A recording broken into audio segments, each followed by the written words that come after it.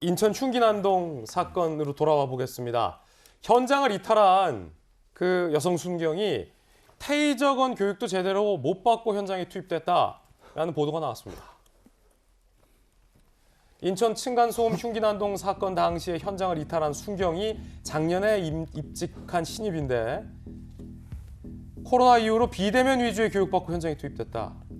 경찰학교 관계자는 해당 기수 상당수가 테이저건 사격 훈련을 못 받았다라고 조선일보에 보도가 나오고 있습니다. 물론 해당 순경이 테이저건 사격 훈련을 받았는지 여부는 확인되고 있지 않습니다. 근데 전재수 의원님, 네. 테이저건을 갖고 있었고 그 사격 훈련을 못 받았을 수도 있다라는 관측인 건데 그 사격 훈련을 못 받았다 하더라도 흉기로 누군가가 시민을 위해하려 할 때 내가 경찰이면 테이저건 쏘는 법은 알지 않습니까? 사격 훈련을 못 받아서 명중은 못할지라도 쏘기는 했어야 되는 거 아닙니까? 그러니까 저희들이 아쉬운 것은, 그리고 대단히 실망스러운 것은 뭐라도 해야 된다는 거죠. 뭐라도 해야 된다. 예. 그리고 옆에 손에 질만한 게 있으면 그걸 쥐어서라도 막아야죠. 예. 예. 그리고 그 딸이 사실은 이제 이 범인이 이 흉기를 들고 있는데 그 부상 무릅쓰고 저 엄마를 보호하기 위해서 달라 들어가지고 뭐라도 한 거 아닙니까? 저는 대한민국의 공권력, 특히 대한민국의 경찰은 국민들의 생명과 안전을 지키는 정말로 국민들이 믿고 의지하는 공권력입니다.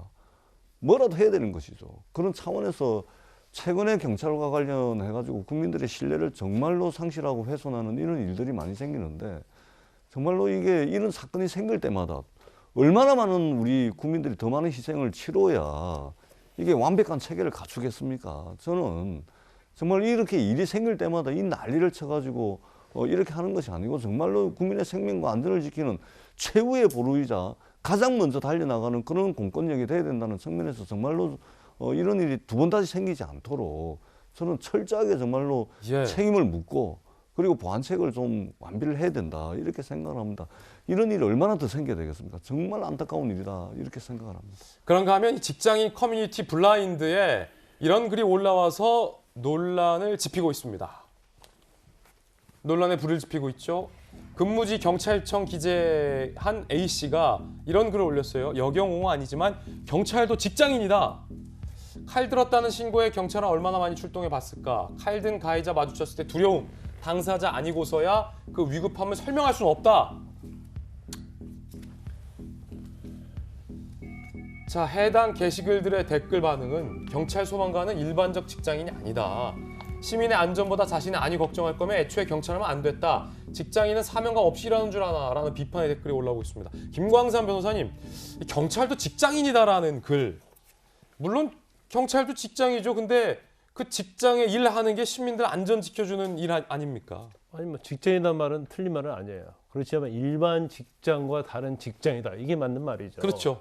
그러면 경찰을 하려면 어느 정도 사명과 소명의 의식을 가지고 경찰이 지원을 해야지, 나는 이건 단순한 나의 직장으로서 월급 받고 나의 생계를 유지하겠다, 이런 사람이 경찰 되면 안 되는 거죠. 그래서 경찰도 직장이다 저렇게 말한 것은 정말 부적절하다 보고요. 이번 사태를 보면 말이죠, 뭐 이게 계속적으로 일어나고 있지 않습니까? 현장 대응 능력의 어떤 총체적 부실덩어리가 저는 그렇게 봐요. 그러니까 관할이 아니다는 이유로 안 나가잖아요. 그쪽 연락을 한단 말이에요. 그 다음에 스마트워치가 제대로 정밀하게 또 잡아낼 수가 없어요. 이것까지도 경찰이 모르고 있었다는 거예요. 그러면 이런 것까지 전체적으로 사실은 정말 많은 연구하고 현재 대응 능력을 길러하는데 그렇지 못했기 때문에 이런 상황의 심각성을 모르고 늑장 대응해서 결국 저 피해자분이 죽은 책임은 물론 가해자겠죠. 그렇지만 궁극적인 책임은 막을 수 충분히 있었는데 못 막았기 때문에 경찰의 책임이 있다고 봐요. 예. 제가 볼 때는 아마 이번 사태 일어나면 보나마나 경찰청 총수가 사퇴할 거예요. 아니 사과할 거예요. 그러면서 하는 말이 있죠. 매뉴얼을 다시 점검하고 TF를 구성하겠다. 그래서 또 만들으시죠. 근데 그게 중요한 건 아니고요. 가장 중요한 것은 현장 대응 능력이에요. 예. 저도 전에 우리 옆 사무실에서 뭔 문제가 있어가지고 뭐 조폭 같은 사람이 와서 설치되는 거예요. 제가 신고를 대신 해줬어요. 예. 그랬더니 경찰관 2명이 왔는데 정말 왜소한 체격에 한 뭐 30대 초반 정도 될 것 같아요. 그리고 보니까 조폭같이 생겼고 뭐 등치 크고 그러니까 무서워가지고 그냥 잘만 해결하라고 하면서 가까이 가지도 않는 거예요. 이건 경찰이 아니죠. 그러니까 현장 대응에 있어서도 상당히 어떠한 뭐 무도를 한다랄지 신체의 조건이랄지 이런 부분에 있어서도 상당히 우월성이 있는 우월적인 그런 사람들이 현장에 투입돼야 하는데 단순히 필기 시험 봐가지고 합격해서 경찰이 되는 거 이 자체도 제도에 문제가 있다. 물론 사무실에 근무하는 사람은 그럴 필요가 없겠지만 현장을 대하는 경찰관에 대해서는 특별하게 선발 때부터 이런 부분이 당연히 고려돼야 한다 이렇게 봅니다. 예. 물론 많은 다수의 경찰관들이 이 필드에서 고생하고 있습니다. 제가 아는 이 상암 파출소 경찰들은 마동석 씨보다 더 실력 있는 경찰관도 많은데 이 몇몇의 경찰관들 때문에 논란이 가중되는 것 같습니다.